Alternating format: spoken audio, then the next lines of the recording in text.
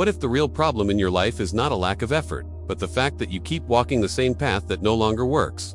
What if trying harder is not courage, but attachment? Maybe you don't need a new technique. Maybe you need to build a new path. Most people believe they are stuck because they are not doing enough, not pushing hard enough, not being disciplined enough, not fixing themselves fast enough. But effort applied through a misaligned path doesn't create change.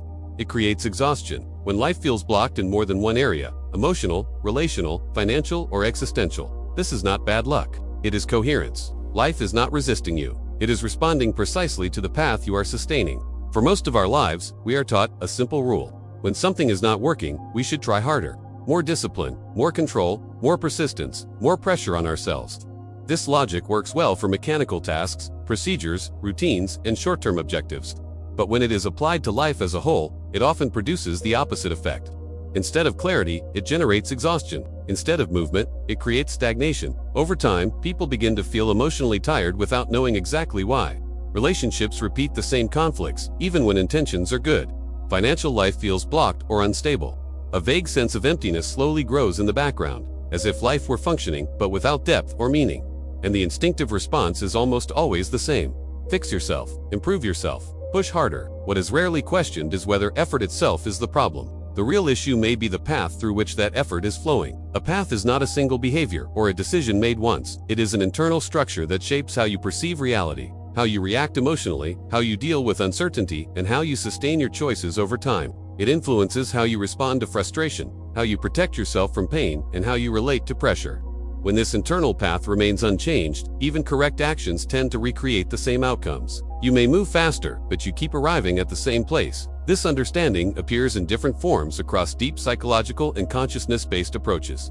Carl Rogers observed that real change does not happen when people try to correct themselves, but when they stop defending themselves from their own experience. Helio Couto expands this view by showing that life responds to the frequency of consciousness rather than to isolated actions. When the base frequency remains the same, the field reorganizes itself around that same pattern. The architect of the quantum stands at this point of intersection, not offering techniques, not prescribing behaviors, but observing structure. Because reality does not respond to intention alone. It responds to the path that is being sustained. Effort, in itself, is not the enemy. Misaligned effort is. When effort is applied through fear, control, or constant self-correction, it slowly drains vitality. The body tightens, the emotional system becomes overloaded, motivation fluctuates, and clarity fades. Small challenges begin to feel heavy, not because they are objectively difficult, but because they are being faced from an exhausted internal structure. This is not weakness. It is information. Suffering, in this sense, is not punishment. It is feedback. Life is signaling that the way you are relating to yourself and to the world needs to reorganize. Trying to eliminate symptoms without touching the underlying path often becomes a sophisticated way of avoiding what is alive inside. Excessive effort can function as defense, a way to stay busy instead of present. And presence is where reorganization begins. Let's go to observe the automatic reaction. Before moving forward, bring to mind a recurring situation in your life. It does not need to be the most dramatic one, just something that repeats. Notice, with honesty, your automatic reaction to it. Do you try to control? Explain yourself. Withdraw. Become tense or silent. Observe where this reaction appears in your body, whether in the chest, stomach, jaw, shoulders, or breath.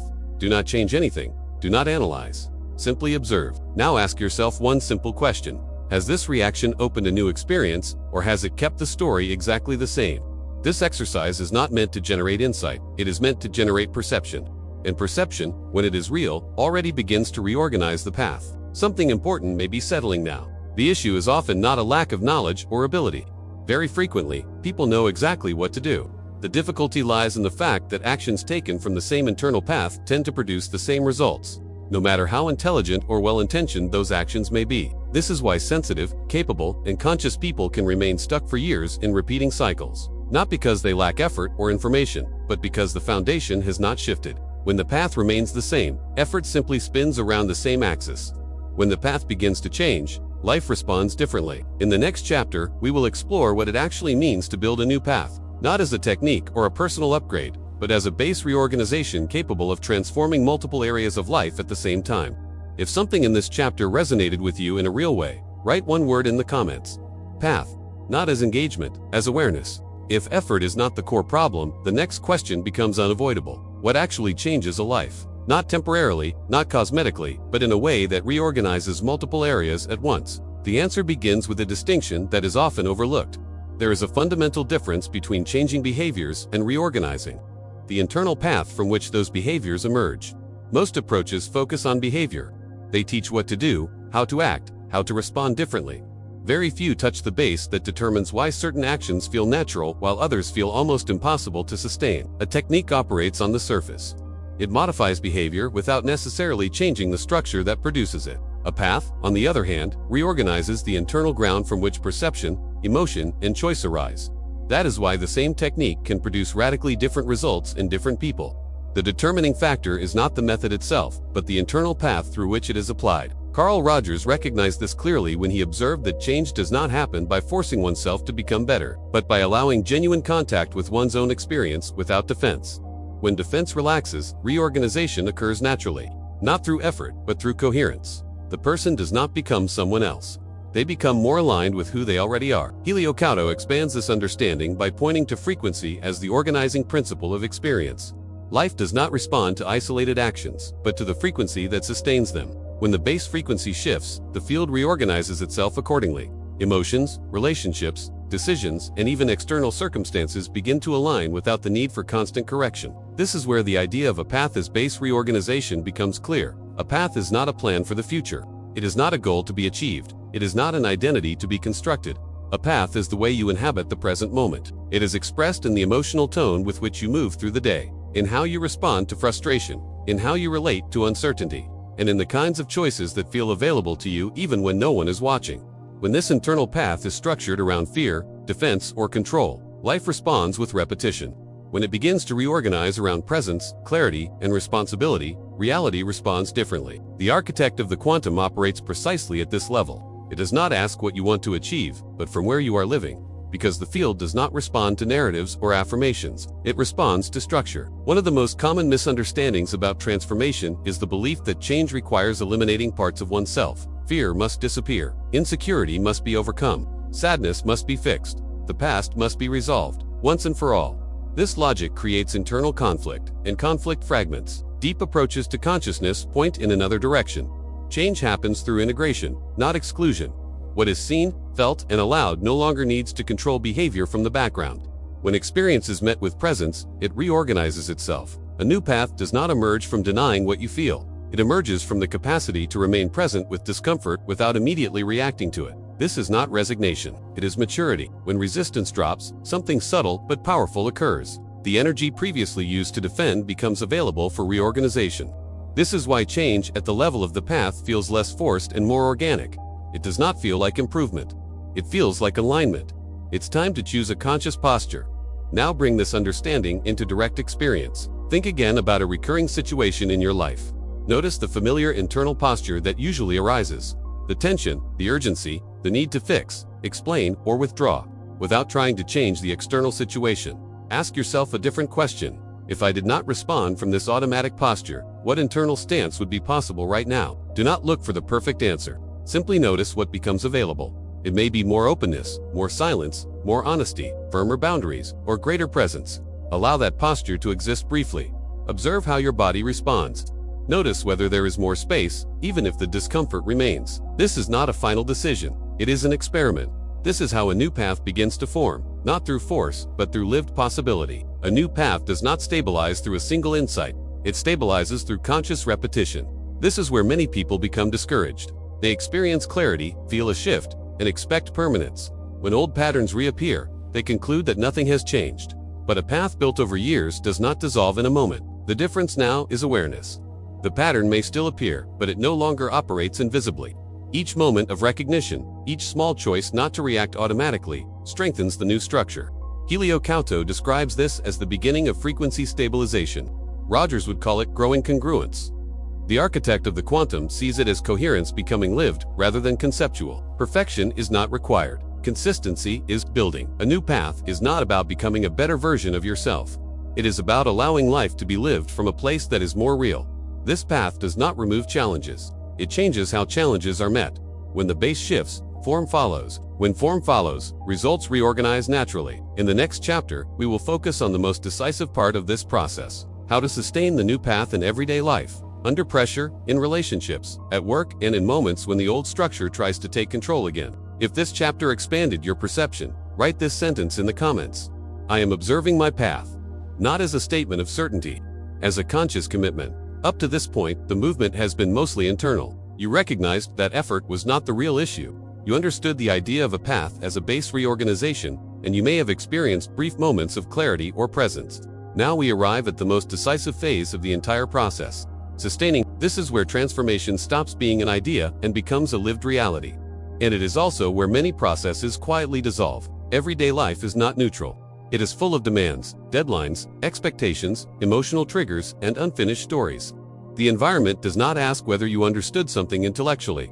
It reveals whether the internal path has enough stability to remain present under pressure. The old path does not disappear simply because a new one begins to form. For a time, they coexist. The difference is that now you can begin to sense when one or the other is taking the lead. This coexistence is not a failure.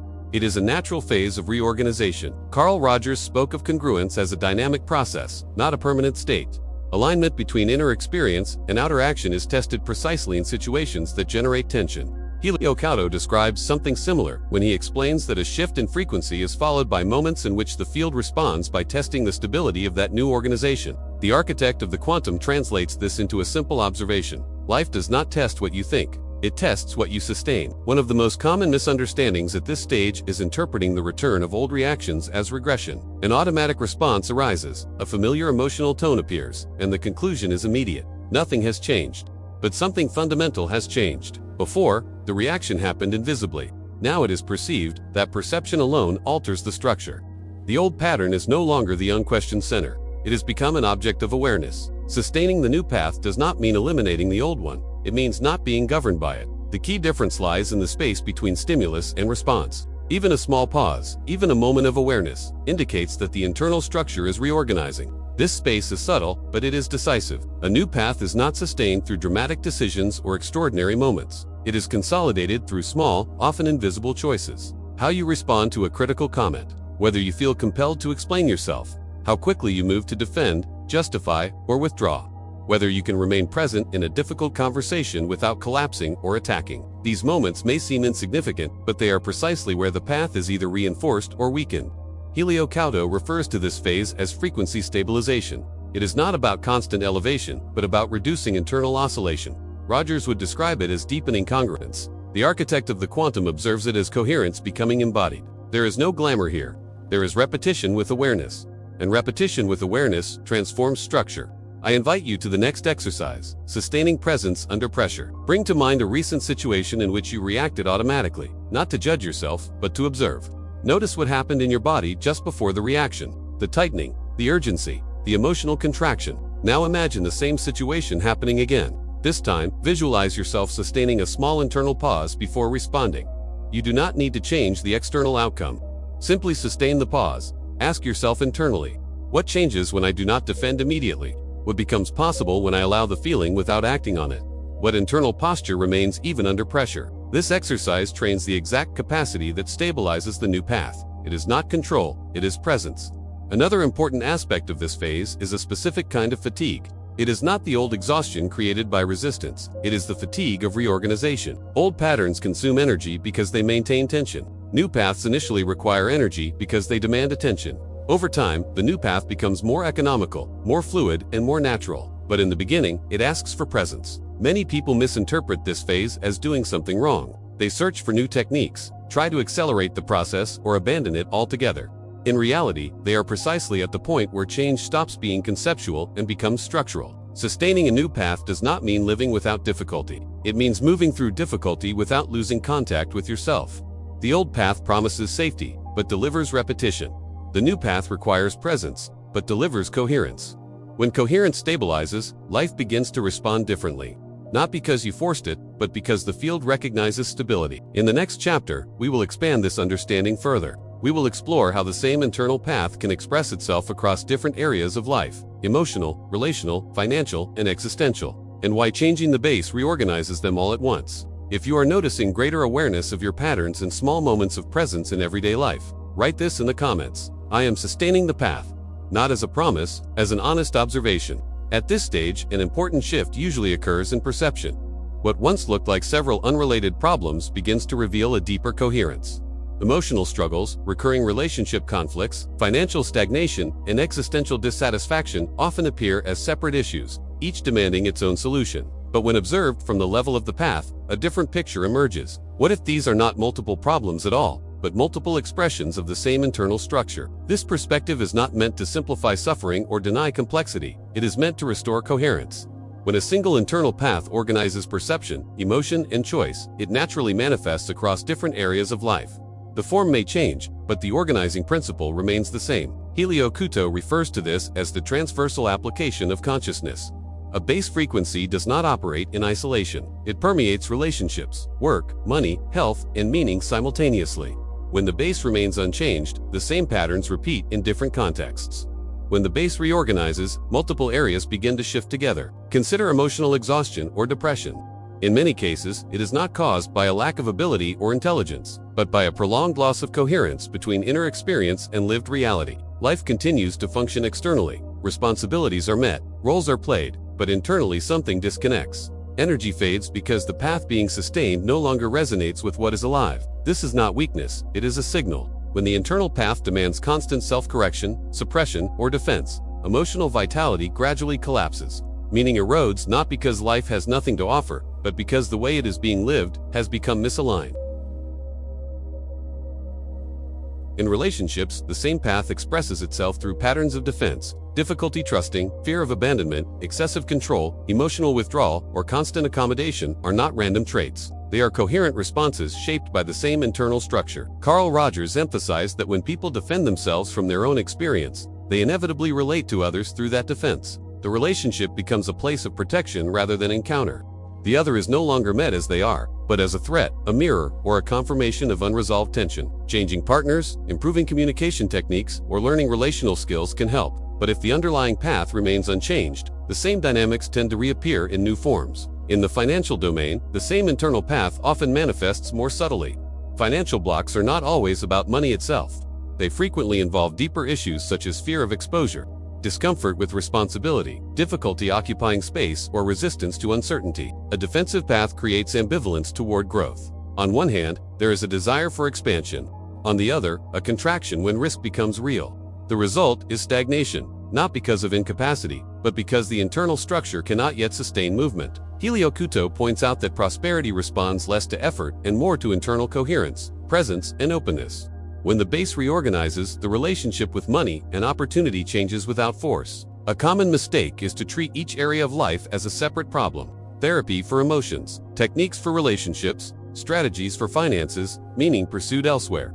Each intervention may bring partial relief, but when the path remains intact, the results tend to be temporary. The architect of the quantum observes that when the path changes, multiple areas reorganize almost simultaneously. Not because each issue was addressed individually, but because the point of origin shifted. This is the difference between adjustment and transformation. Now, let's move to another exercise, recognizing the transversal pattern. Now bring this understanding into experience. Choose 3 areas of your life. For example, emotions, relationships, and finances. Observe whether a similar internal posture appears across them. It may be control, avoidance, self-doubt, over-responsibility, or fear of exposure. Do not analyze deeply. Simply recognize. Ask yourself, if these areas were expressions of the same path, what would that path be? This recognition alone often dissolves the sense of being broken into parts. It restores coherence. When you see that one path organizes multiple areas of life, self-blame softens and clarity increases. You no longer need to fix everything at once. You need to sustain a deeper reorganization. In the next chapter, we will focus on the most subtle part of this journey, the internal traps that appear precisely when the new path begins to stabilize, and how many people abandon the process not because it failed, but because they misunderstood what was happening. If you recognized a common pattern across different areas of your life, write this in the comments. I am seeing the path, not as judgment, as clarity. As the new path starts to take form, a subtle shift occurs. Life does not immediately become easier, clearer, or lighter. In many cases, it becomes more exposed. Old tensions surface, familiar doubts return, and situations that seemed resolved may reappear in slightly different forms. This phase often generates confusion, not because something is wrong, but because something real is happening. When a deeper reorganization is underway, what was previously hidden by automatic repetition comes into awareness. This exposure can feel destabilizing. Without understanding this movement, many people interpret it as failure and quietly abandon the process. But what is actually happening is stabilization. One of the most common traps at this stage is interpreting discomfort as a sign that the process is wrong. Years of conditioning have taught us that discomfort should be avoided or fixed as quickly as possible. When a new path begins to form, however, discomfort often signals adjustment rather than error. The old structure no longer fully supports the experience, and the new one is not yet completely stable. This in-between space naturally carries uncertainty. Carl Rogers described this as a necessary phase of growth, where the familiar has loosened but the new has not yet consolidated. Discomfort here is not a warning sign. It is a transitional signal. Another subtle trap emerges when the internal shift seeks confirmation from the outside. There may be a desire to be seen, recognized, or validated for the change that is occurring. While understandable, this tendency can quietly redirect the process back toward external reference points. A path that depends on external approval struggles to stabilize. Helio Couto points out that genuine changes in frequency are often not immediately recognized by the environment. Sometimes the external field reacts with resistance or indifference before reorganizing. The architect of the quantum observes that coherence stabilizes inwardly first. When validation becomes the anchor, the path loses its internal reference. Another common pattern is transforming the new path into a new form of performance. The language changes, the intentions become more refined, but the underlying pressure remains. The person begins to measure progress, compare states, and monitor results constantly. This subtle pressure often belongs to the old structure, simply expressed in a more sophisticated way. The desire for quick confirmation or visible outcomes can quietly recreate the same internal tension that existed before. A path reorganizes through consistency, not acceleration. As clarity increases, another temptation may arise: the urge to explain, teach, or guide others before the path has fully stabilized internally. Sharing is not the issue. The issue arises when explanation replaces embodiment. Rogers emphasized that transformation is communicated first through presence, not through words. When the path is stable, understanding naturally flows outward. When it is not, teaching can become a way to avoid the vulnerability of continued integration. Perhaps the most subtle trap is when old defensive patterns return wearing a new language. Withdrawal becomes framed as discernment. Emotional distance becomes labeled as balance. Rigidity is justified as self-respect. The distinction is not in the words used, but in the internal movement. Does the posture create more space or more contraction? Does it increase presence or reduce contact? The architect of the quantum refers to this as refined defense. It appears conscious, but preserves the same protective structure. I invite you to recognize your primary trap.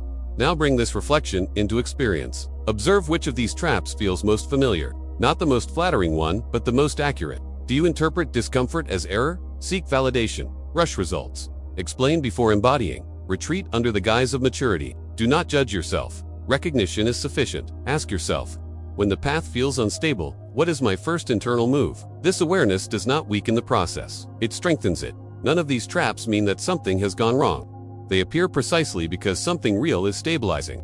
The mistake is not encountering them. The mistake is remaining unaware of them. When awareness stays present, the path continues to form, even when these patterns arise. Stability grows, not through perfection, but through honest recognition. In the final chapter, we will integrate everything that has been explored so far. We will look at the path not as a temporary process, but as a living orientation that can be sustained across all phases of life without becoming rigid, performative, or idealized.